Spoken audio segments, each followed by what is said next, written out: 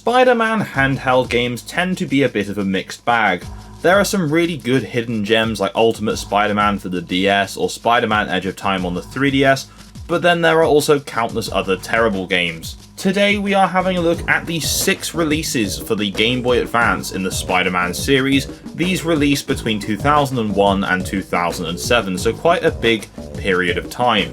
Our aim today is to see if there are any hidden gems for this console or if it's all just a bunch of license tie-in garbage. So without further ado, our first game is called Spider-Man Mysterio's Menace, and this released in September 2001.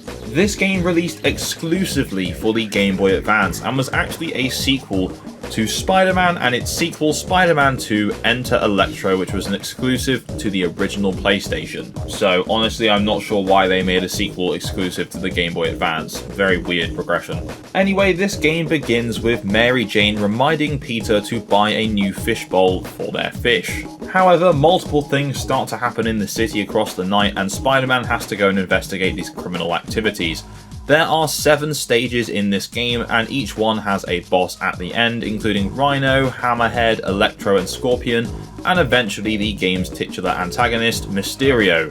The game is a 2D side-scrolling platformer beat-em-up kind of game, as is the case with every other Spider-Man game for the console. Now, this Spider-Man game released in the very first few months of the Game Boy Advance's lifespan, so graphically it looks fine, but there's definitely better looking games on the console in the Spider-Man series.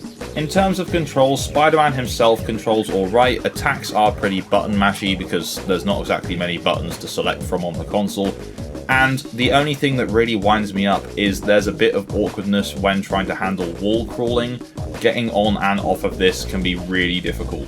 Now, the web swinging, although you don't need to use it that much, is fine. There's no real control of it, you just hold the button in the way you want to go and he will swing a predetermined amount, and that's kind of it. The animation looks nice as you do it, but other than that, there's not really anything good to say about the web swinging. Now, I did find this game a little frustrating, but overall, to be honest with you, it's a pretty good game. Yes, there's a steep learning curve, but for the time period that this game released, it looks solid, it plays pretty solidly, it's just a shame that it is very short. Now, in terms of critical response, Spider-Man Mysterio's Menace actually holds one of the higher critical responses we've seen to a Spider-Man handheld game on the channel, with a very nice 84 out of 100 Metascore and a 7.7 out of 10 user score, with reviewers praising pretty much what I've already said. Decent visuals, pretty solid gameplay, pretty much this is just a decent game for the Game Boy Advance. Certainly is not my favourite Spider-Man game on the console, but to be honest, it's pretty good. Now, before we go any further, if you are a fan of Spider-Man games, movie tie-in games, or retro games, then this channel will be perfect for you. So why not hit that subscribe button and tap the bell for notifications for all my future uploads. And as Uncle Ben would say, with great power comes great responsibility. Yeah, I know. So let's get on to the next game. So next up we have the aptly titled Spider-Man, which released in 2002 for the PS2, GameCube, Xbox, Windows PCs, and of course the Game Boy Advance. Now, every version of this game except the GBA version was developed by Treyarch, but the one we're looking at today was in fact developed by Digital Eclipse. These guys were mostly known for developing emulations of arcade games for the Game Boy Color back in the 90s, and then eventually also handling multiple licensed tie-in handheld ports. Even to this day, Digital Eclipse is known for bringing old games back forward to modern consoles, with lots and lots of different compilations of old arcade and console classics, including the Disney classic games Aladdin and Lion King, the Mega Man Legacy Collection, the Disney Afternoon Collection, and most recently as well Tetris Forever, which is that compilation but also kind of documentary about Tetris. Anyway, so back to Spider-Man. So this game is loosely based on the original Tobey Maguire film that released the same year, and in terms of gameplay, it's pretty much exactly the same as the last one, except certain things have been ironed out and other things have been made worse. The combat has been improved upon a little bit. In terms of the button mashing, it's still pretty similar, but a bunch of different comic effects come up on screen as you fight enemies, and it really immerses you into the game. It's pretty cool. Movement is still pretty much the same, and wall crawling unfortunately is now even jankier than it was in the previous game. But to make up for this, we do have a longer game with collectibles, there's photographs that you can take throughout the level to put in the Daily Bugle. As I mentioned, there's the comic book effects, and graphically I think this game looks pretty good as well. At the very start, when you boot the game up, it has a really low-res cutscene, which I believe is from the film, but honestly it's so pixelated I can't even tell. It could be a cutscene from the home console version of the game, but who knows. Anyway, whilst the Green Goblin is of course the primary antagonist of the game, as he is in the film, in this game you will encounter different bad guys such as the Vulture, Scorpion, Shocker, and Kraven the Hunter, but obviously these guys aren't in the film. Now, the platforming is still pretty solid here, although there are some bizarre design choices. It gets a little confusing because the artists and designers don't really differentiate the background objects from the main objects, so you don't really know what you can and can't stand on. This becomes very apparent very early on within the first level. You can't tell between girders that you can climb and those that are just there to look pretty, I guess.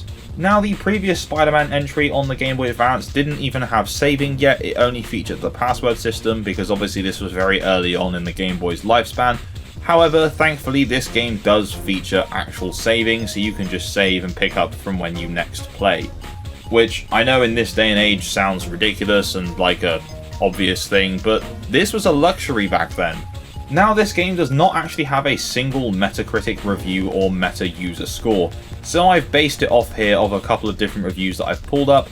IGN gave it 8.8 out of 10, and according to Game Rankings, it's got a 78% out of 100. So to be honest, again, this is a pretty good game. I mean, if you had the option to just play the console version instead, I probably would just do that, but if you are interested in Spidey's handheld history, then this is a very cool part of it.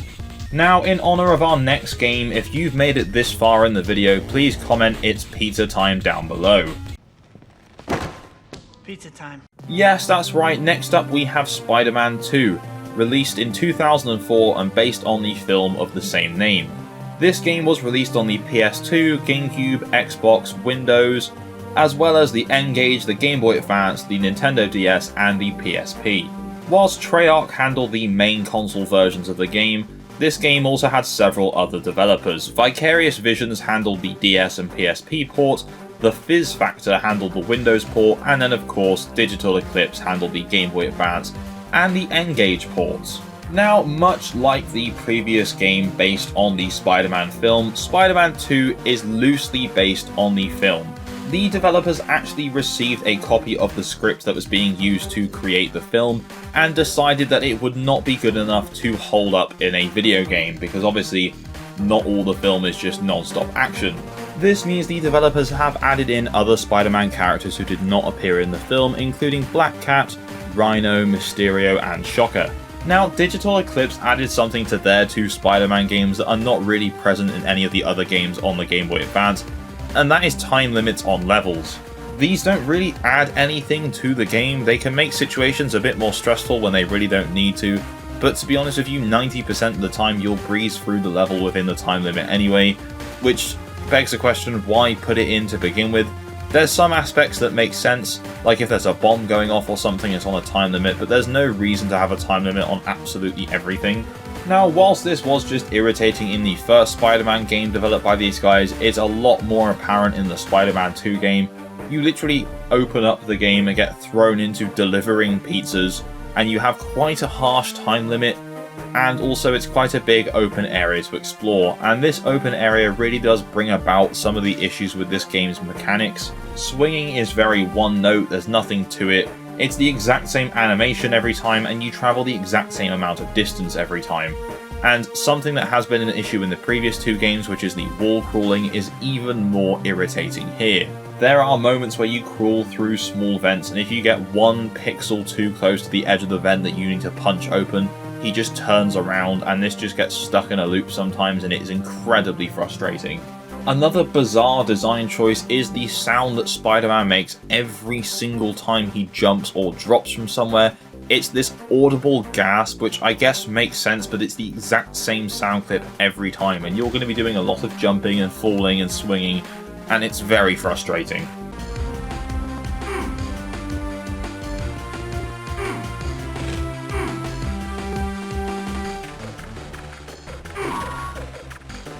Now, for the most part, this game is again a 2D side-scrolling beat-em-up platformer with a few small 3D segments, which aren't that good. It features 30 levels, so it's quite a decent length for a Game Boy Advance game. Now, I do think the visuals are a lot nicer than the previous Spider-Man game developed by Digital Eclipse. Spidey himself looks better as well, but outside of this really does just feel like a half-baked, reuse all the assets kind of sequel that's quick to make, which makes sense, but it's just really frustrating, because the Spider-Man 2 on consoles was just so good.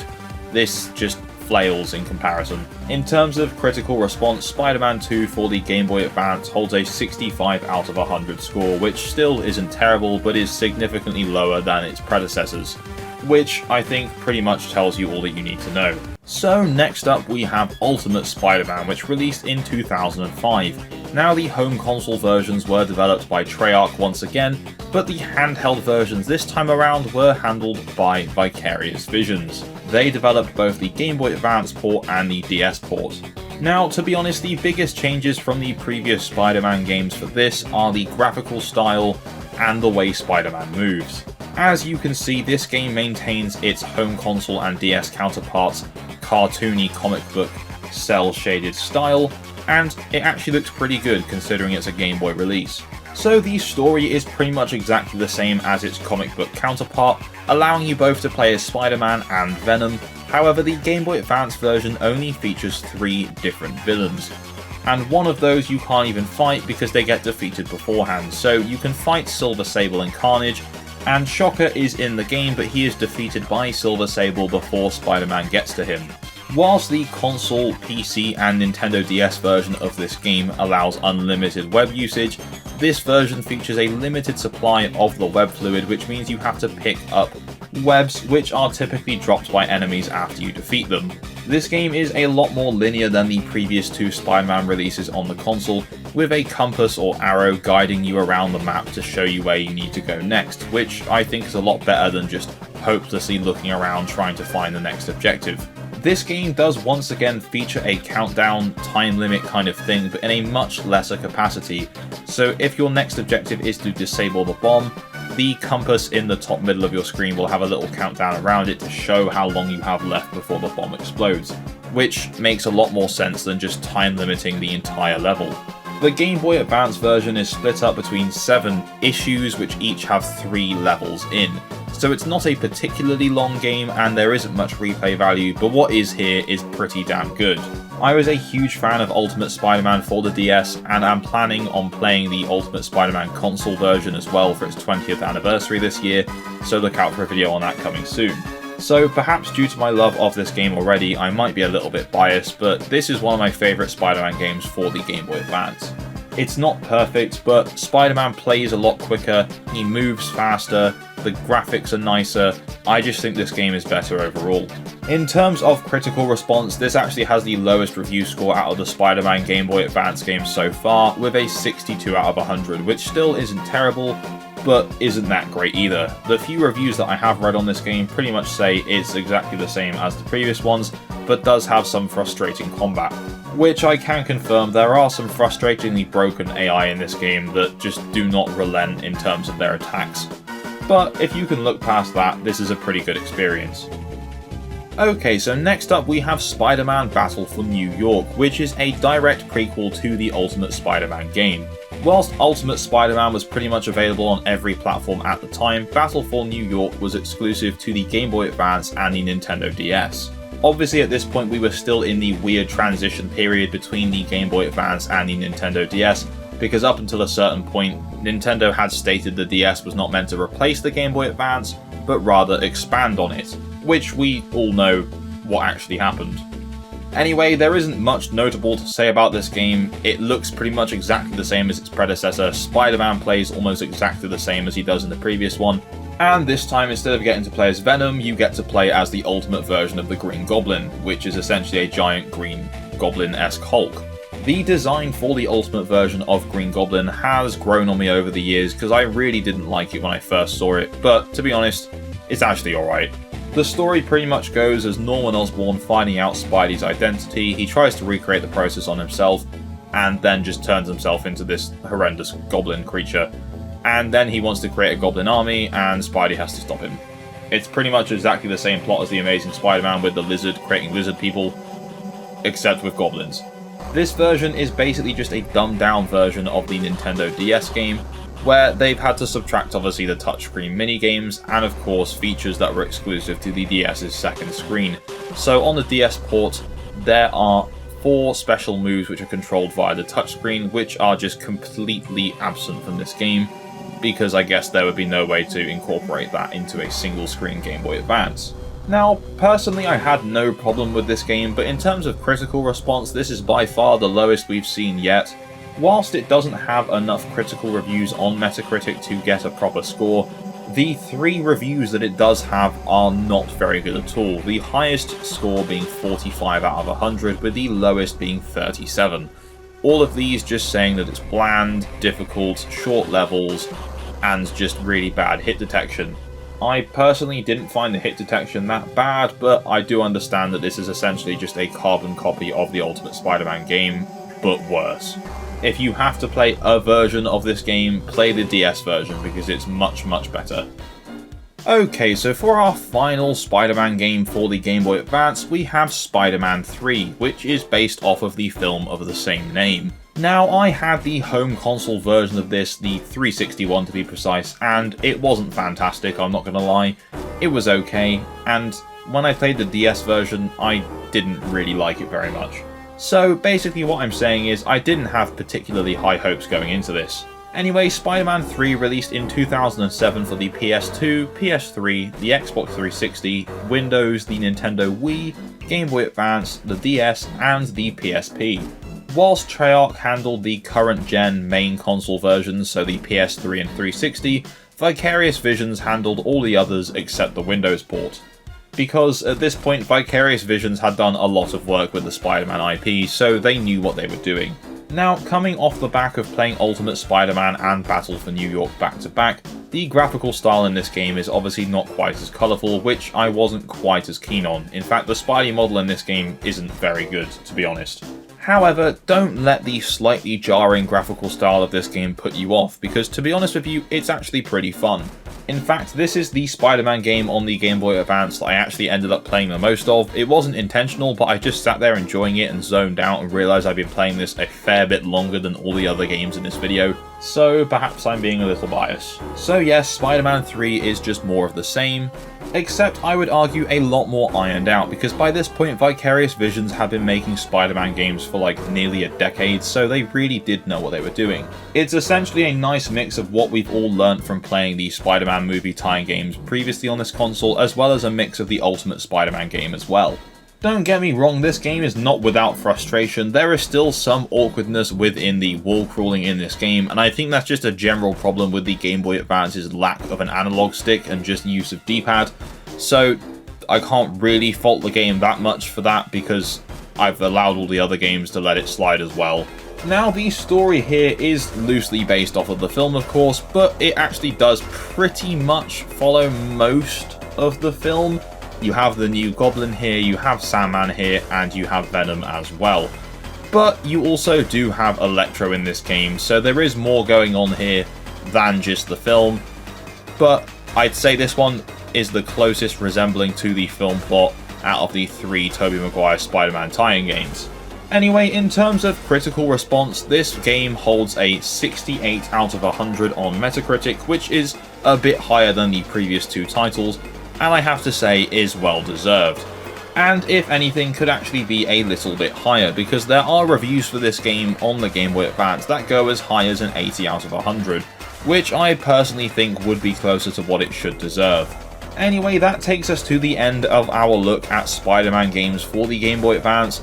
To be honest, I'm slightly surprised that the last game for this console in the Spidey series came out in 2007, but I guess it was just a cash grab at the end of the day. But overall, these games are mostly solid 2D side-scrolling platformers. There's a couple of duff ones in there, but for the most part, this is a pretty cool part of Spidey's history. If you enjoyed this video, please don't forget to leave a like, perhaps comment down below your favourite Spider-Man game on this console, and if you haven't already, subscribe and tap the bell for notifications. And as always, I will see you in the next video. Bye bye.